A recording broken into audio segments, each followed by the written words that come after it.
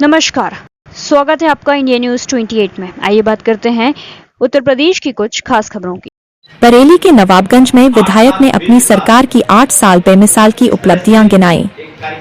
नवाबगंज विधायक ने गिनाई अपनी सरकार की 8 साल की उपलब्धियां। नवाबगंज योगी सरकार के 8 साल पूरे होने पर विधायक डॉक्टर MP आर्य ने एक पत्रकार वार्ता में भाजपा सरकार के विकास कार्यों का बखान किया। विधायक ने बताया कि उनकी सरकार ने देवी देवताओं के सम्मान के साथ देश और प्रदेश का अप्रतिम विकास भी किया है।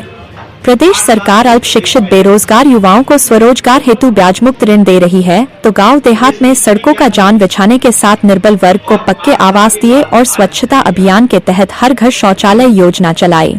विधायक ने कहा कि पूर्व की सरकारों में अवैध कब्जों की बाढ़ के साथ ही आम नागरिक सुरक्षित नहीं था और आज मुख्यमंत्री योगी जी के शासन में गुंडागर्दी पर पूरी तरह से विराम लग चुका है। महिलाएं व बालिकाएं भी अब स्वयं को सुरक्षित महसूस करती हैं, तो भाजपा सरकार के कार्यकाल में एक भी सांप्रदायिक दंगा नहीं हुआ है।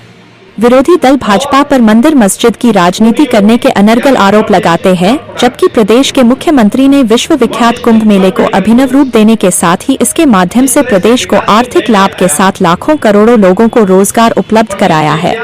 वार्ता में पालिकाध्यक्ष पति नीरेंद्र सिंह राठौर व ब्लॉक प्रमुख प्रतिनिधि डॉक्टर AK गंगवार व रवि शंकर गंगवार के साथ ही गन्ना चेयरमैन निर्भय गंगवार, भाजपा नगर अध्यक्ष केशव गुप्ता, पूर्व अध्यक्ष श्याम रस्तोगी, किसान सभा के जिलाध्यक्ष रामपाल गंगवार, नथुलाल आर्य व सभासद अजय गंगवार गुड्डू आदि मौजूद रहे। मंडल ब्यूरो यशपाल गंगवार, जिला बरेली की रिपोर्ट। आप सब जानते हैं कि गरीब कल्याण की योजनाओं पर 8 साल बेमिसाल इस तरह से एक कार्यक्रम कर रही है, जो 25, 26, 27 इन 3 दिनों में मनाया जा रहा है। आज के दिन प्रेस कॉन्फ्रेंस का दिन है और विषय है कि उत्तर प्रदेश की माननीय योगी आदित्यनाथ जी की सरकार 8 साल से इस प्रदेश में है। प्रदेश की स्थिति क्या थी और 8 साल के बाद आज स्थिति क्या है। 8 साल से पहले जिस प्रदेश को दंगा प्रदेश कहा जाता था, जिस प्रदेश में वन डिस्ट्रिक्ट वन माफिया हुआ करता था, आज वो प्रदेश प्रगति के पथ पर चला है और ODOP यानी one district one product, one district one medical college, इस तरह से विकास के नए नए आयाम पंडित दीनदयाल उपाध्याय की अंत्योदय की परिकल्पना को साकार करते हुए प्रत्येक गरीब के पास तक सरकार की सारी योजनाएं पहुंचे, इस तरह से काम करते हुए और प्रदेश को एक विकसित प्रदेश बनाना योगी आदित्यनाथ जी की सरकार का लक्ष्य रहा है। आप सब जानते हैं कि गरीब कल्याण की योजनाओं पर अगर हम बात करें तो एक गरीब आदमी के लिए 10-12 हजार रुपए का शौचालय बनवाना एक बड़ी बात होती थी। उसके लिए तो 10-12 हजार रुपए से मकान बन जाए और स्वच्छता से बीमारियों में कमी, छत देने के लिए मुख्यमंत्री आवास योजना, प्रधानमंत्री आवास योजना के तहत काम हुए, बहुत सारे आवास बने। अब तक उत्तर प्रदेश के अंदर लगभग 53 लाख आवास बने हैं। माताओं बहनों की आंखें खराब ना हो चूल्हा फूंकते हुए तो उज्ज्वला गैस दे दी गई। श्रमिकों के लिए इतनी सारी सुविधाएं, चाहे वो पहले भी सुविधाएं मिल जाती थी, लेकिन असंगठित मजदूर जैसे भट्टे का मजदूर, खेतों में काम करने वाला मजदूर, इसकी चिंता कभी किसी ने नहीं की। उसके एक्सीडेंट पर, उसकी मृत्यु पर, उसके घर में बच्ची के जन्म होने पर, बच्चे के जन्म होने पर सब जगह सहायता और इतनी संवेदनशील कि अभी अभी चर्चा चल रही थी, आज 27 तारीख है, माननीय योगी आदित्यनाथ जी ने अटल आवासीय विद्यालय के उद्घाटन के लिए आना था, लेकिन टल गया। 15-20 दिन बाद आगे कार्यक्रम होगा।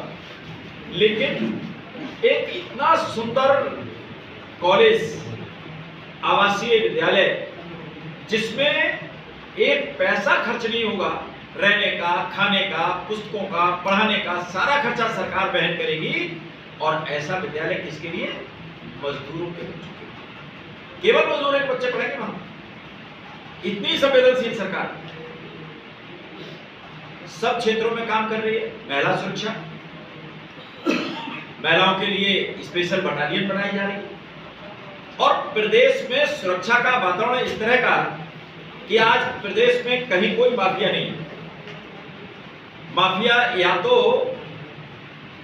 बेल में है या जेल में है और नहीं तो ऊपर है। सुरक्षा के वातावरण का ही परिणाम कि आज प्रदेश के अंदर इतना निवेश आ रहा है कि आज तक का रिकॉर्ड है कि उत्तर प्रदेश में उद्योग धंधे लगाने के लिए कभी इतना पैसा नहीं लगाया। उद्योगपतियों ने जब समिट उत्तर प्रदेश में करने का बीड़ा उठाया, जिनमें से लगभग 18 लाख करोड़ के प्रोजेक्ट धरातल पर उतर चुके हैं, बाकी के प्रोसेस में। और जिस उत्तर प्रदेश के अंदर आपको उदाहरण देता हूं कि नवाबगंज की ही सड़कें ऐसी थी कि अगर नवाबगंज से बहर जागीर जाना होता था तो 1.5 घंटे का, केवड़िया जाना हो पहले केवड़िया जाने के लिए आपको 1 घंटा लगता है।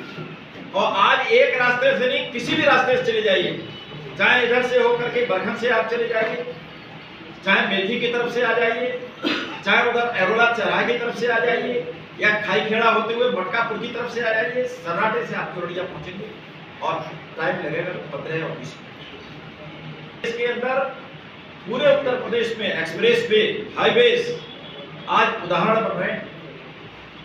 गंगा देश के जितने एक्सप्रेस वे हैं उनका 55% एक्सप्रेस वे अकेले उत्तर प्रदेश में होगा। पहले इसके लिए बहुत सारे उद्योग धंधे विकसित कर रहे हैं, बहुत सारे कामों पर सब्सिडी दे रहे हैं और उद्योग लगाने के लिए जो भी जमीन खरीद रहे हैं उस जमीन की रजिस्ट्री का पूरा खर्च 8वीं से ऊपर की है। ऐसा करें, उसके लिए सरकार 5 लाख रुपए तक का ऋण बिना किसी गारंटी के, बिना किसी ब्याज के दे रही है। वापस करें तो 50,000 रुपए की छूट और मिलेगी, यानी 5 लाख में केवल 4.5 वापस करने हैं। और 5 वापस कर दिया तो अगली बार में आप 10 लाख लेने के हकदार हो जाते हैं। फिर 10 जमा कर दिया तो आप अगली बार 20 लाख लेने के हकदार हो जाते हैं। सरकार इतनी संवेदनशील है प्रदेश के अंदर। उत्तर प्रदेश आर्थिक मामलों में, आज आर्थिक मामलों में उत्तर प्रदेश दूसरे स्थान पर है और बिल्कुल